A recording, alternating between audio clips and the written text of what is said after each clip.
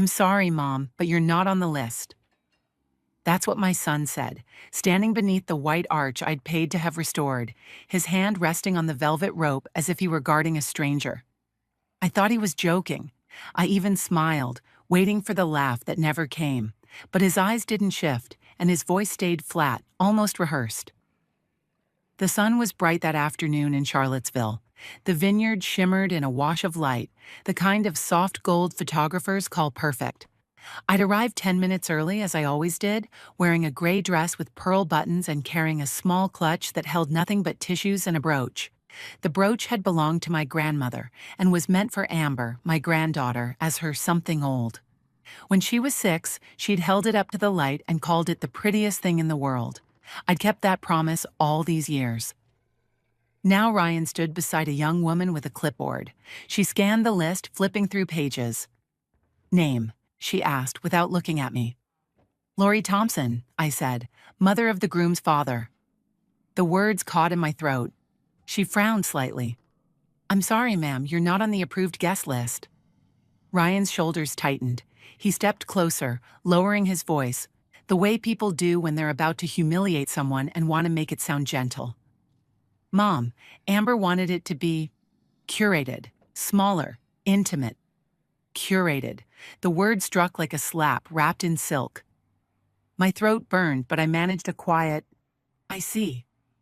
Behind him, laughter drifted through the open barn doors, violins tuning for the ceremony. I could see the rows of white chairs I'd helped choose, the flowers arranged exactly as Amber had described over coffee months ago. I'd written the check for those too. $84,000. Not a loan, not a condition. Just love, or what I thought was love. "Please don't make a scene," Ryan said, brushing my arm as if I were a fragile inconvenience. The touch made my skin prickle. "It's her big day, Mom. You understand." I wanted to ask if he understood what it felt like to be erased, to build something so others could stand taller, only to find yourself buried beneath it. But I didn't trust my voice. "I'm sure it's a mistake," I murmured. Ryan glanced at the coordinator, who offered a tight smile that wasn't really a smile at all. "No mistake, ma'am. You're welcome to wait near the parking area." A waiter passed behind them carrying a pyramid of champagne glasses. A woman in a floral dress leaned toward her friend, whispering, her eyes flicking toward me. I recognized that look, pity edged with judgment, the look reserved for people who don't belong. I opened my clutch and took out the small square of velvet. "Please make sure she gets this," I said to the usher nearby. He hesitated, unsure. "Tell her it's still hers." For a moment, no one spoke. Even Ryan didn't move to stop me. Maybe he thought silence would soften the moment. Maybe he just wanted me gone. I turned onto the gravel path. My heels clicked softly, each step louder in my head than the last. The air smelled of roses and fresh linen, luxuries I had paid for. The music behind me swelled. I could hear laughter, conversation, joy. I kept my eyes on the parking lot, afraid to look back. If I had, I might have seen Ryan's shoulders relax in relief. Or Amber appear, radiant and smiling, never knowing her grandmother had been turned away at the gate. At my car, I set my clutch carefully on the passenger seat. My hands were shaking, not from shock, but from something heavier, slower. Resentment has weight like wet sand. It doesn't explode, it settles. For years, I'd believed being needed was the same as being loved. Paying the bills, fixing the roof, writing the checks.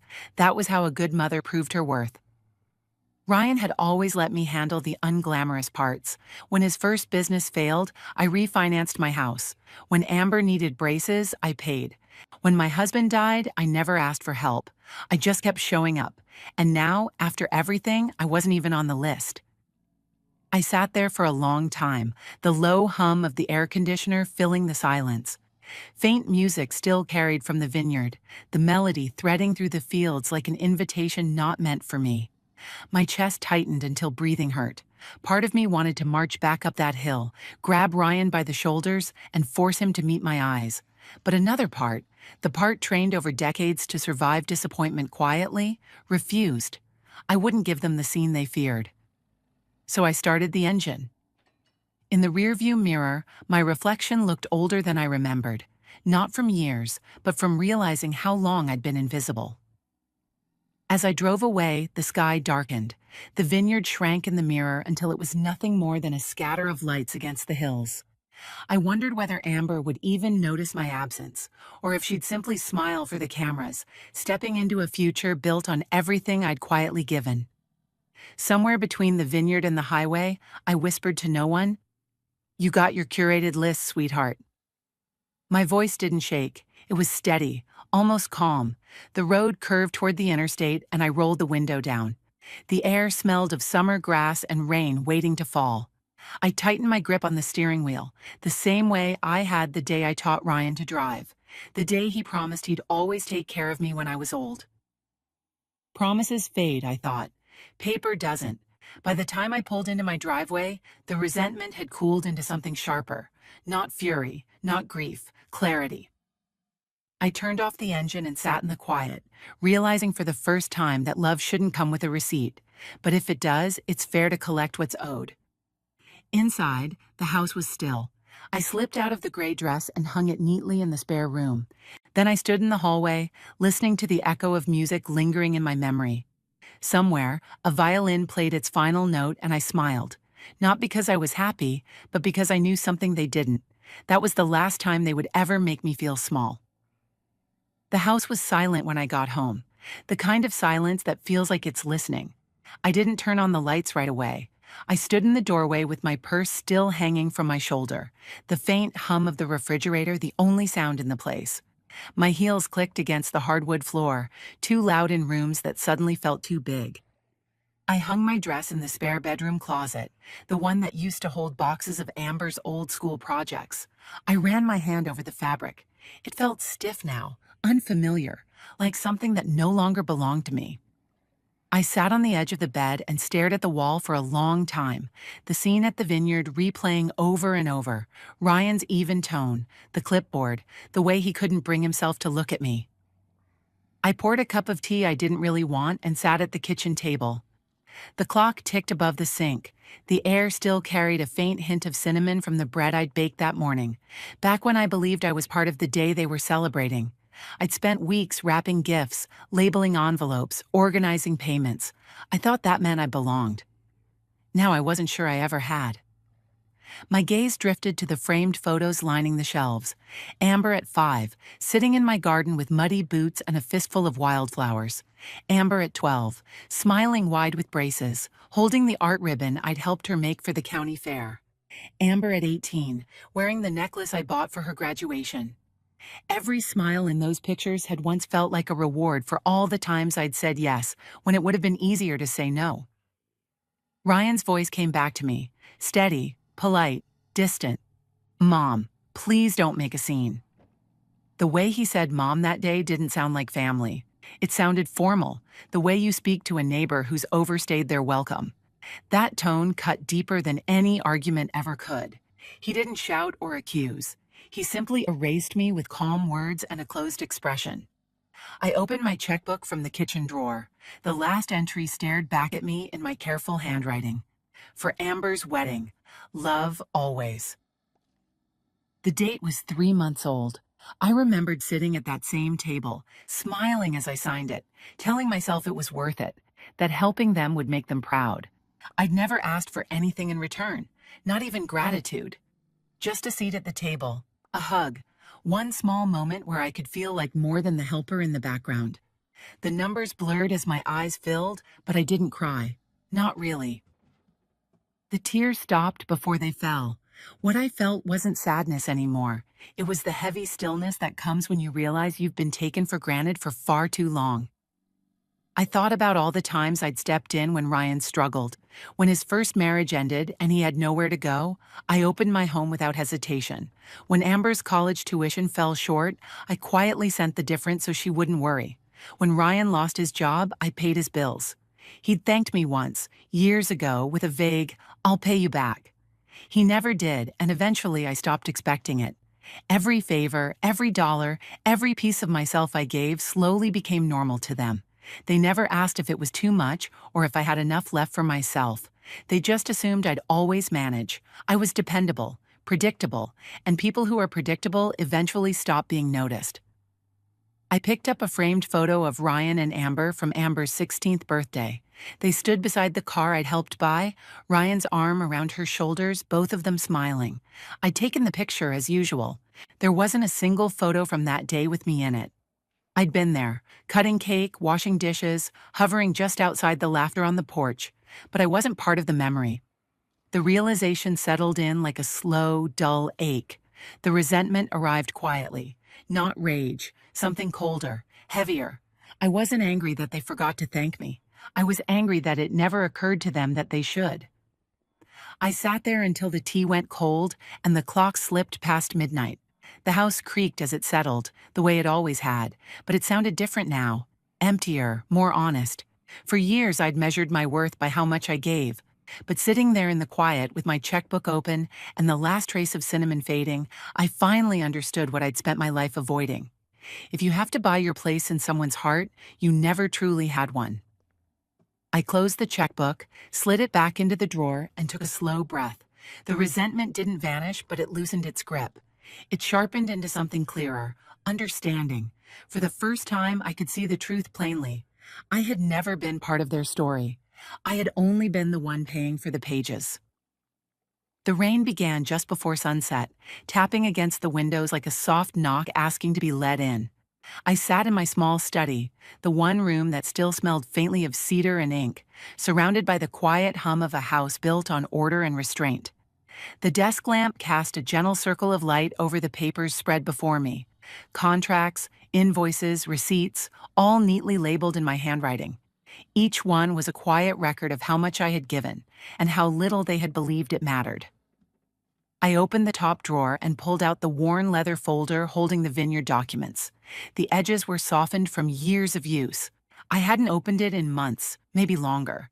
I'd almost forgotten that every major wedding expense, the venue deposit, the florist, the event insurance, had been billed in my name.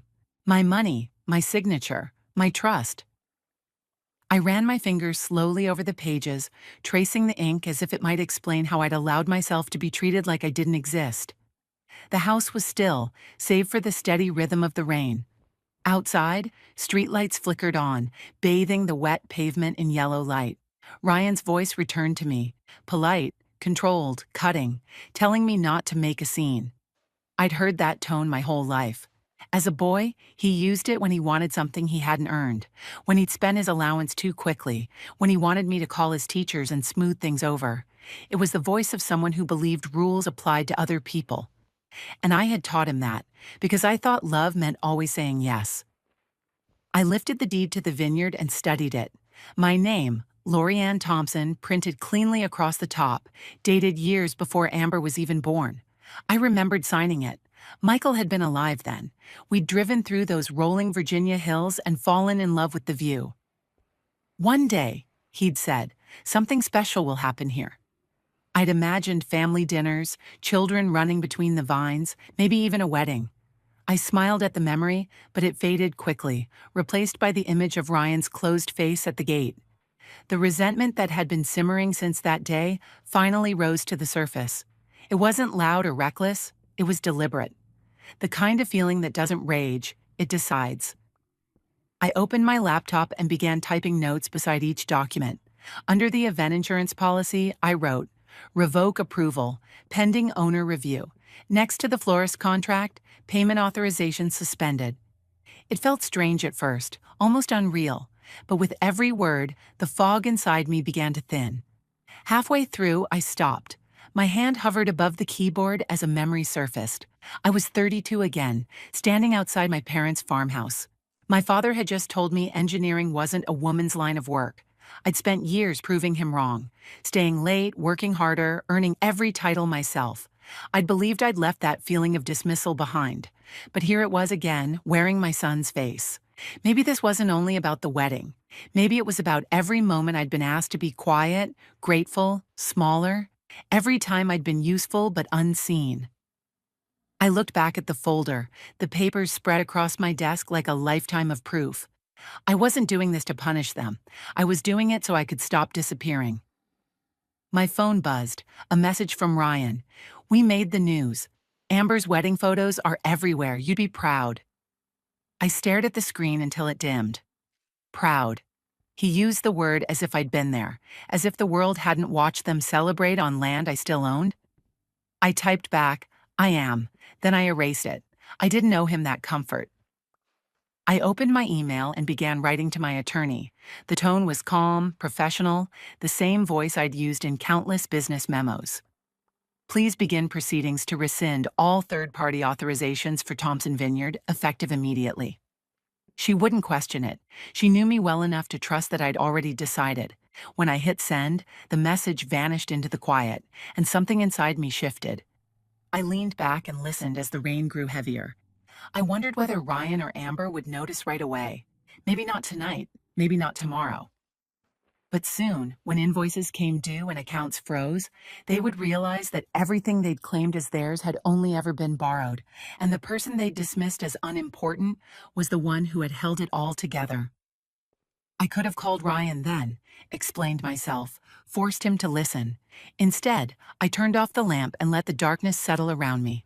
My hands were steady. This decision wasn't born of anger anymore. It came from freedom. Before going to bed, I walked to the window. The rain had softened into mist. The streetlight caught the glass, reflecting my face faintly back at me. For the first time in a long while, I didn't see a woman waiting to be invited. I saw someone who had finally remembered her own worth. Thunder rolled in the distance. I smiled, not in triumph but in certainty. Tomorrow would bring questions, confusion, maybe panic. But I wasn't afraid of it. Not anymore. For the first time, the silence in the house didn't feel empty. It felt like peace. The first call came early in the morning before the sun had fully risen. I let it ring. Then came another, and another. By the fourth call, I turned the phone face down on the kitchen counter and went back to pouring my coffee. I knew it was Ryan. He only ever called when something needed fixing. When the voicemail notification finally appeared, I pressed play, more out of curiosity than concern. His voice was tight and controlled, the way it always became when things stopped going his way. Mom, there's a problem with the venue. They're saying there's some kind of ownership confusion. Can you call me back right away? This is serious. Ownership confusion. That was one way to put it. I stood by the window, watching fog roll down the hills, cradling the warm mug between my palms. The phone buzzed again, and I let it. Each vibration felt like a pulse of panic from people who had treated me as if I didn't exist. I should have felt guilty, maybe even satisfied. Instead, I felt tired. Tired of being the only one who ever cared enough to keep everything from collapsing. A few hours later, I checked my messages again. Ryan's tone had shifted. Mom, the insurance company froze the policy. They're saying your name is still listed as the primary contact. What's going on? His voice cracked at the end, just slightly. That small fracture should have softened me. It didn't. By afternoon, my inbox was full. Emails from the event planner, the florist, even from Amber's husband's family. They all wanted answers, demanding to know why payments weren't clearing, why permits had been pulled. I read each message carefully, sipping my tea, then deleted them one by one. Around dinner time, Ryan called again. This time I answered. Mom, he said quickly, we've got a real mess here. Amber's furious. The vendors are saying all the contracts were under your name. Why would you do that? I didn't respond right away. I could hear voices behind him. Amber's sharp impatience, someone else trying to calm her down. I let the silence stretch until I could feel his frustration pressing through the line. Mom? He said again, softer now. Please, can you fix this? I set my glass down. No, Ryan, I can't fix this. He paused. What do you mean you can't?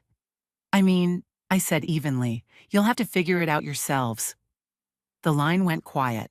I could picture his face, confused, angry, that familiar disbelief that I would dare say no.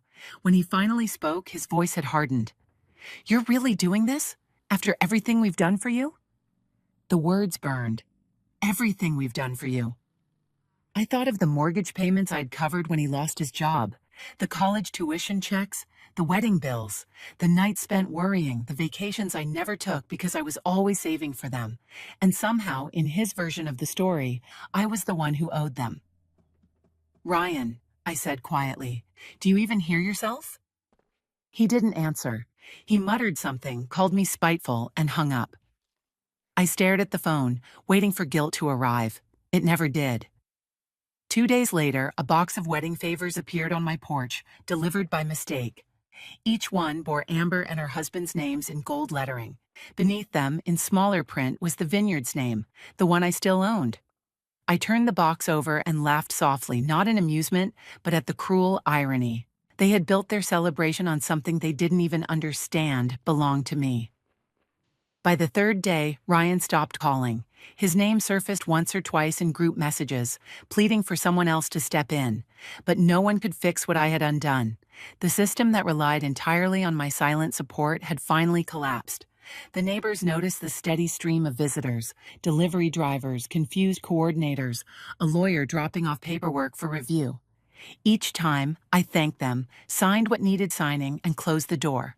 I offered no explanations. I didn't know any. At night, when the world quieted again, I sat by the window and let the cool air drift in.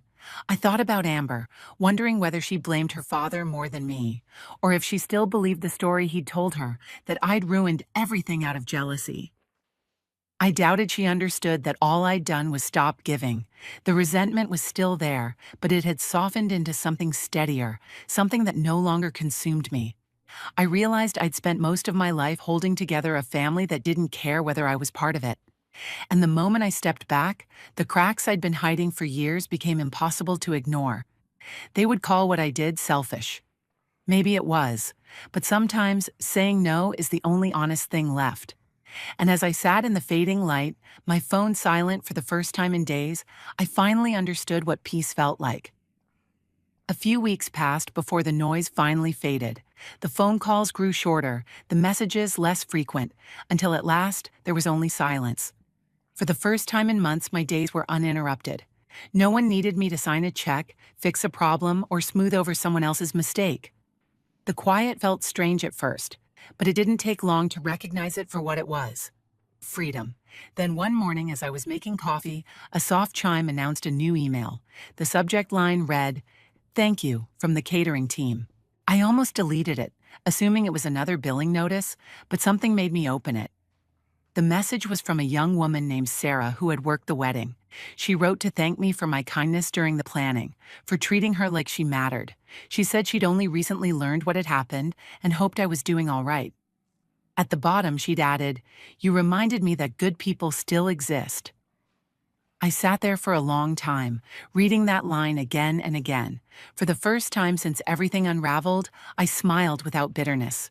It wasn't much, but it was enough to remind me that what I'd given had never been wasted. Maybe I had simply been giving it to the wrong people. That afternoon, I walked down to the mailbox and found a small stack of envelopes. One was from Ryan. I stood in the driveway holding it, feeling the weight of years between us. I didn't need to open it to know what it contained, an apology that wouldn't quite be one, a few careful sentences meant to soften blame without accepting it. I tore it in half and dropped it into the trash before I reached the porch. Later that night, another message came through, this time a text. "You've destroyed everything, Mom. I hope you're happy." Those words once would have cut deep. Now they felt hollow. I looked at the screen for a moment, then turned the phone off. He still didn't understand. I hadn't destroyed anything. I had simply stopped being the foundation they stood on.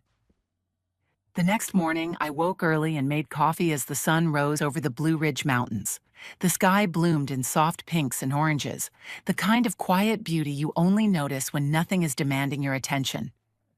I took my cup outside and sat on the porch, the air cool and clean. The vineyard was still mine, the hills wide and green in the distance. For once, I didn't think about what it cost to keep it. I just watched the light move across the grass and let myself breathe. A few days later, Amber's name appeared on my screen. Not a call, just a social media post. She wrote about the hard year her family had endured, about how sometimes the people you love most hurt you the worst.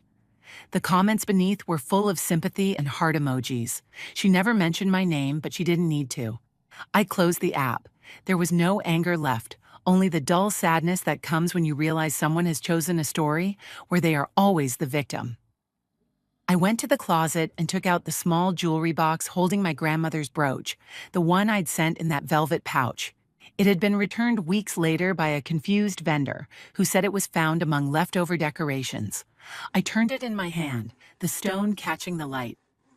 I thought about the generations of women who had passed it down, believing family was everything. Maybe that tradition ended with me, and maybe that was all right. As the day wore on, I noticed how light the house felt. The air was easier to breathe. No voices calling for help. No questions about money or schedules. Just me, the wind moving through the trees, and the steady rhythm of my own heart, finally beating for itself. I still thought about Ryan and Amber sometimes. I wondered if they would ever understand what I'd done. Maybe one day they'd look back and see it for what it was. Not revenge, but release. I had loved them deeply, and that love had blinded me to how little it was respected. Walking away wasn't cruelty, it was honesty. As the sun slipped toward the horizon, I stepped outside again, the sky glowing red over the hills. I thought about all the years I'd spent trying to earn a place in their world, believing love meant always giving more. I drew in a slow breath and whispered into the evening. I wasn't uninvited from their lives, I chose to leave. I smiled then, a real smile, steady and unguarded. The vineyard shimmered in the fading light, and I knew I would never return to who I had been before. For the first time, I wasn't waiting to be chosen. I had already chosen myself. And if you've ever felt invisible, remember this. Sometimes the most powerful thing you can do is step away. Not to punish anyone else, but to remind yourself that you still exist. When you do, you'll discover that peace is louder than any apology that never came.